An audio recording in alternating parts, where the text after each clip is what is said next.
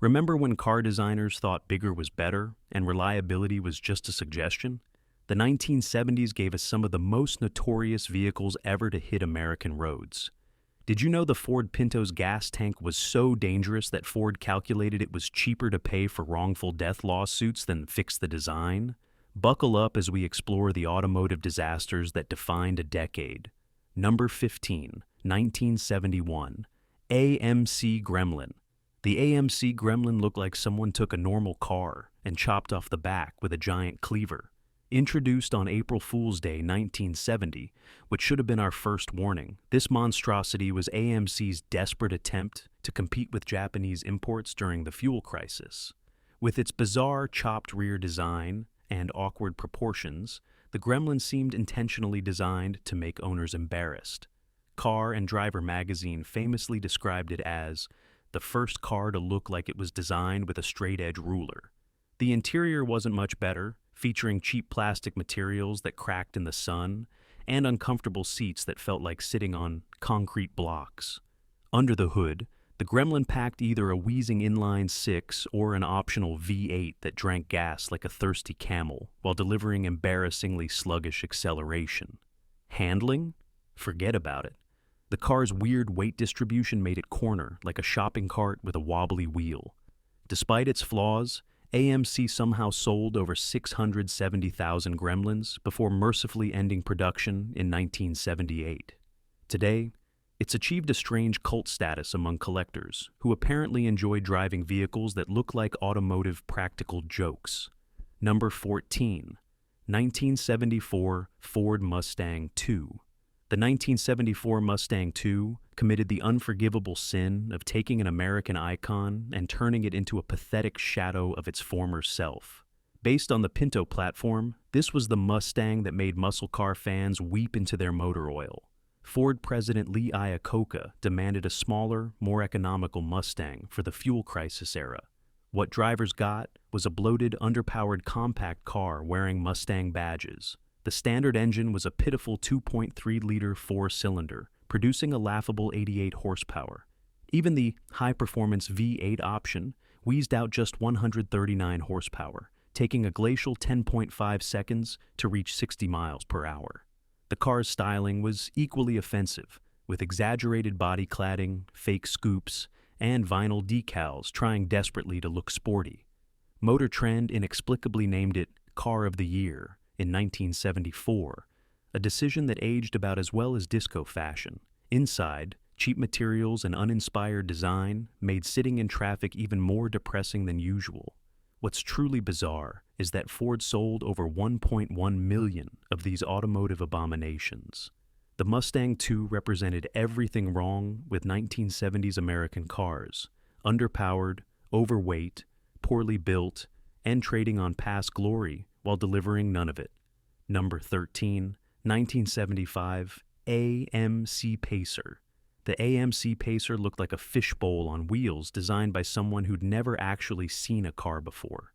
Marketed as the first wide small car, this rolling greenhouse featured enormous windows making up 37% of its surface area, turning occupants into human rotisserie chickens on sunny days.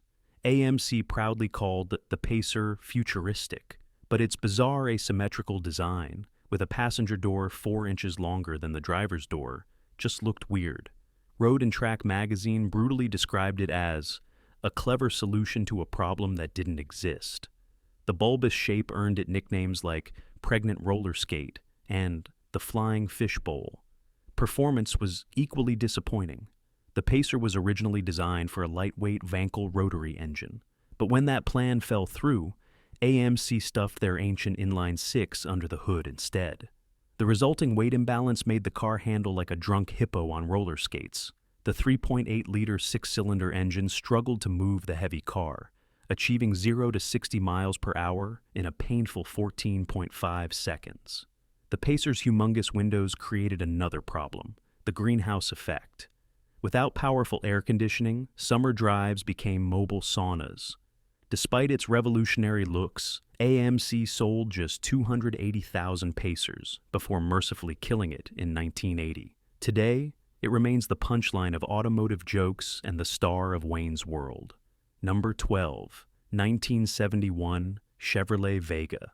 The Chevrolet Vega started rusting before it even left the factory.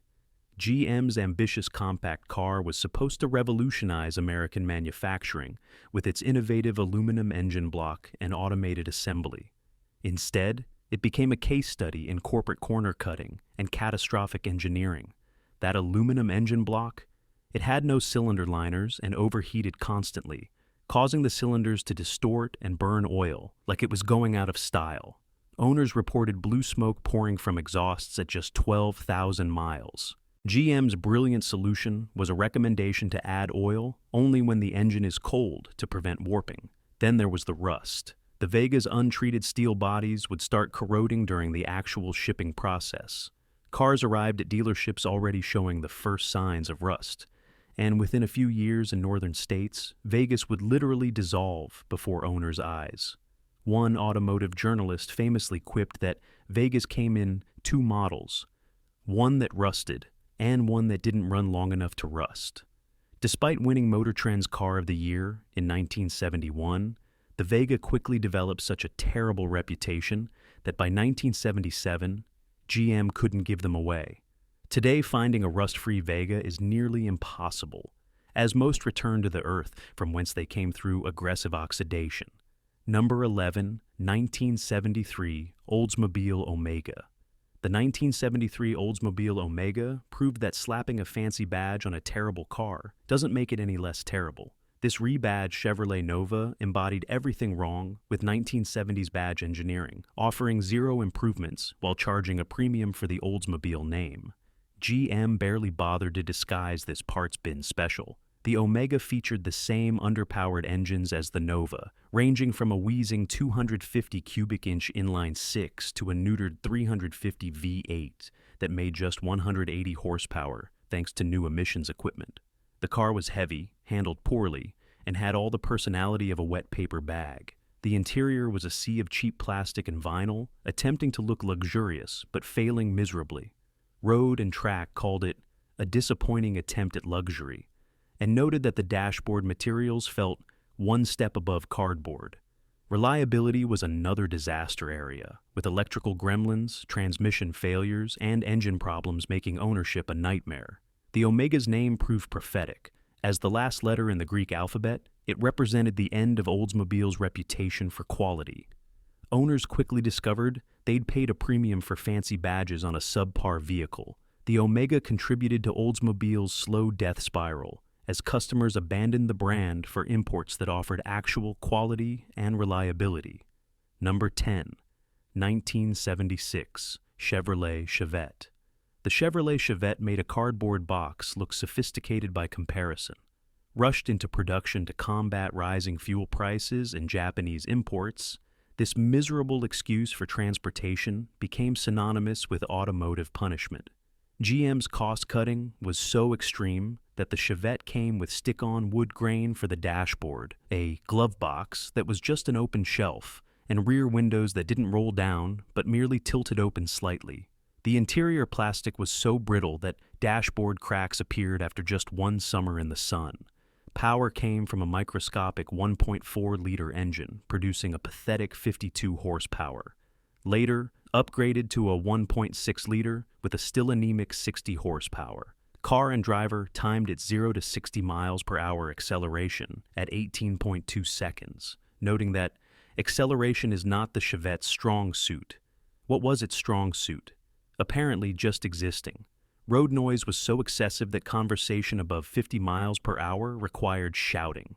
The suspension seemed designed specifically to transmit every road imperfection directly to passengers' spines. Despite these flaws, or perhaps because it was so cheap, GM sold 2.8 million Chevettes over its 12-year production run, proving that rock-bottom pricing can overcome almost any design flaw. Number 9, 1976 Dodge Aspen/Plymouth Volare. The Dodge Aspen and Plymouth Volare twins were so bad they nearly bankrupted Chrysler. These midsize disasters won Motor Trend's Car of the Year for 1976, then proceeded to become the most recalled cars in history up to that point. Chrysler CEO Lee Iacocca later admitted, The Aspen and Volare were our worst cars. They fell apart 30 days after they were bought. Literally. He wasn't exaggerating. The cars suffered from catastrophic rusting, particularly around the windshield and wheel wells. Some dealers reported cars arriving from the factory with rust already forming on body panels. Mechanical problems were equally horrific. Engines stalled randomly, transmissions failed prematurely, and electrical systems seemed designed by sadistic gremlins. The front suspension was so poorly engineered that control arms would sometimes separate from the frame during hard braking, making steering impossible. By 1977, Chrysler had issued 14 separate recalls on these models, covering everything from the fuel system to the brakes. The financial drain from warranty repairs and the reputation damage pushed Chrysler to the brink of bankruptcy, requiring a government bailout in 1979. The Aspen and Volare remain textbook examples of how poor quality control can destroy a company's reputation for decades. Number 8, 1975, AMC Matador Coupe. The AMC Matador Coupe looked like it was designed by someone who'd never seen a car before. Unveiled for 1974, this bizarre two-door featured a protruding snout, awkwardly curved rear windows, and proportions that seemed randomly chosen by throwing darts at a design board. Car and Driver brutally described it as the closest thing to a big ugly sedan with two doors missing, while Road and Track wondered if its designers had ever seen a car before. The peculiar styling wasn't just unattractive, it created practical problems. The long hood and sloped windshield made judging distances nearly impossible, while the curved rear glass distorted vision. Under the hood, things weren't much better. Even with the optional 401 cubic inch V8, the car was sluggish thanks to its substantial weight and primitive emissions equipment. The interior featured cheap materials that wore poorly, and build quality was typical 1970s AMC, inconsistent at best and disastrous at worst. Despite being featured in a James Bond film, The Man with the Golden Gun, and NASCAR racing, the Matador Coupe never caught on with the public. Its bizarre styling, mediocre performance, and poor quality control doomed it to obscurity.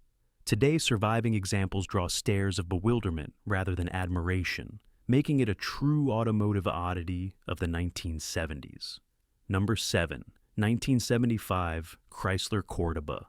The 1975 Chrysler Cordoba became famous for rich Corinthian leather that wasn't actually Corinthian or particularly rich. This personal luxury coupe epitomized 1970s excess with its opera windows, vinyl roof, and velour interior that felt like sitting in a tacky living room sofa.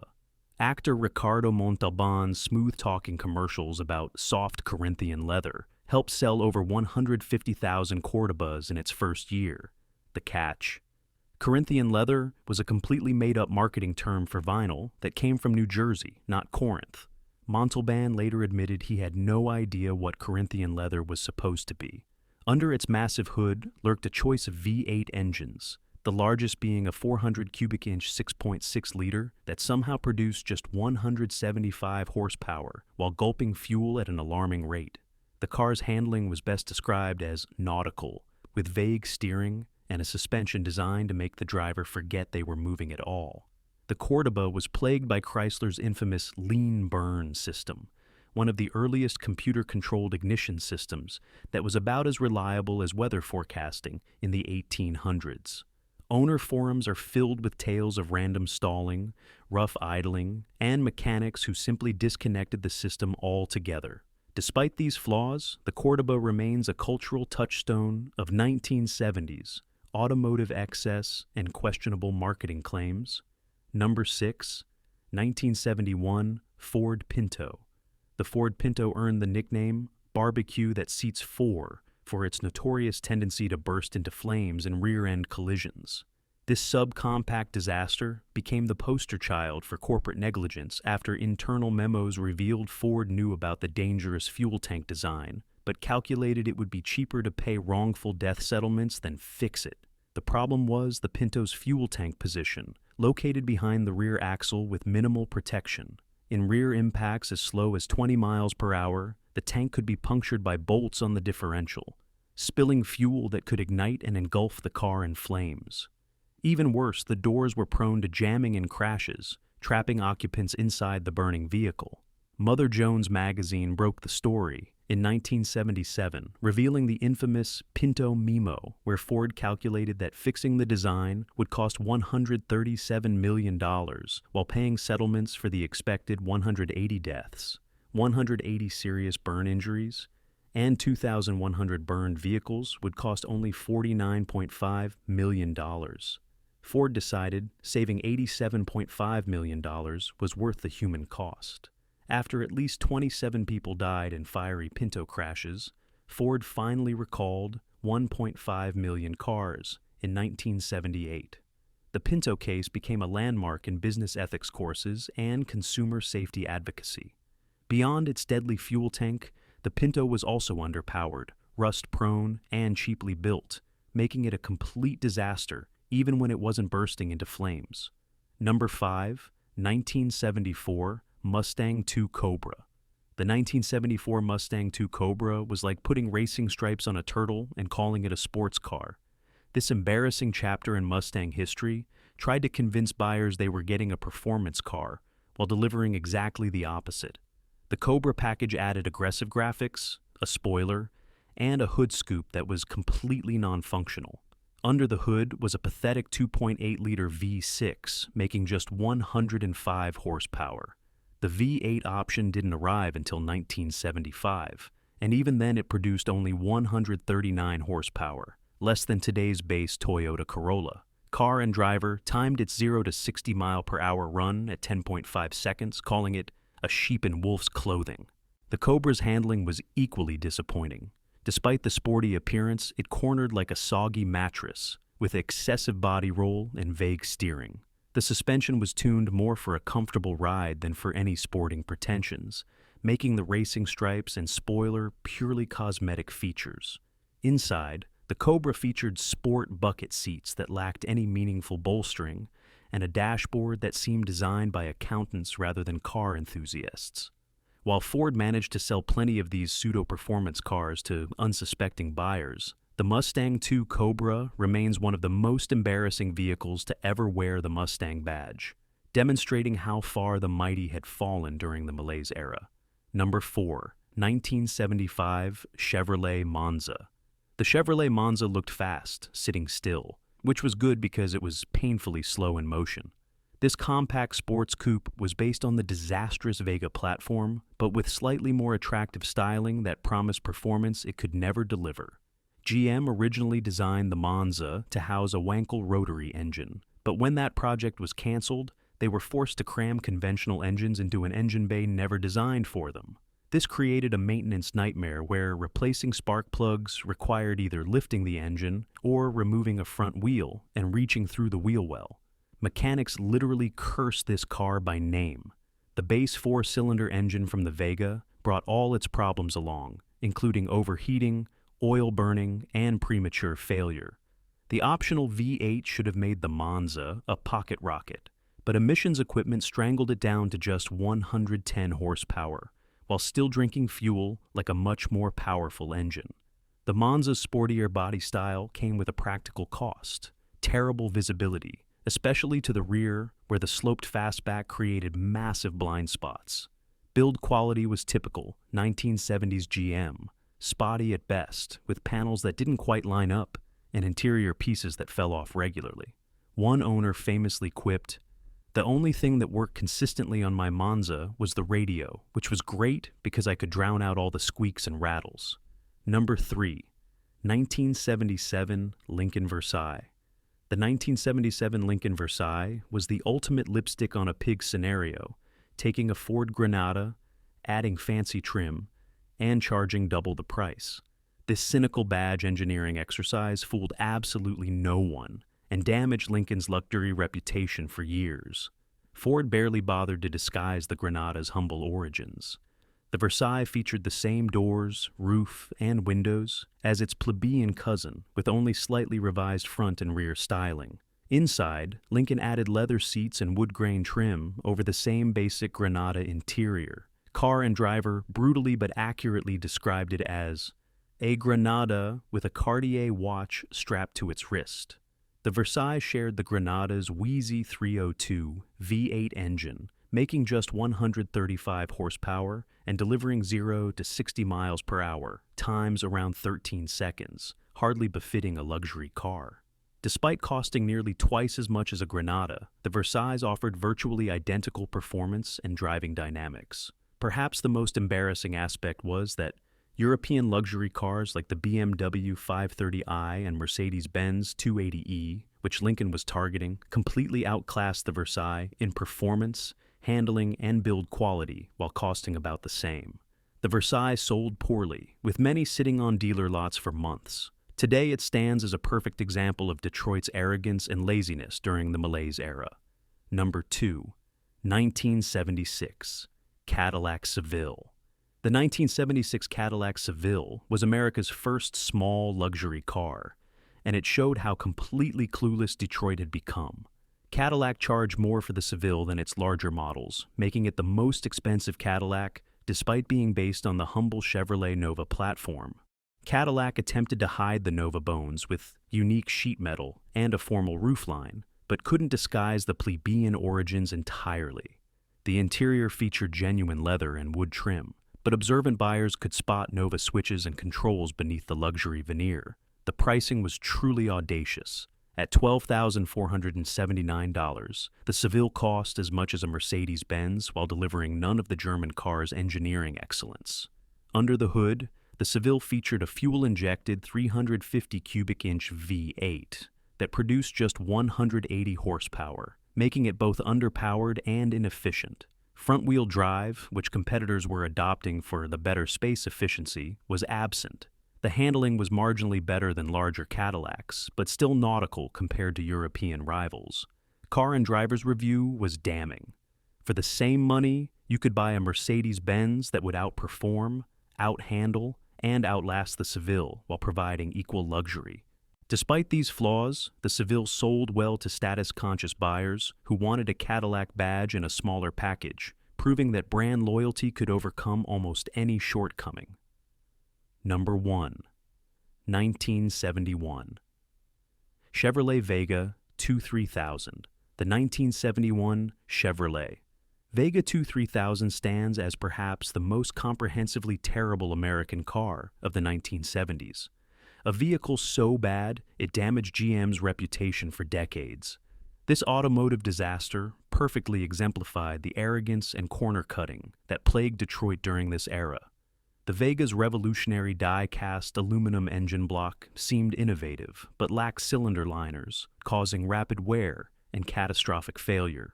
Owners reported engines burning oil at just 12,000 miles, with total failures common before 50,000. GM's fix was a recommendation to let the engine warm up before driving and to check oil levels obsessively.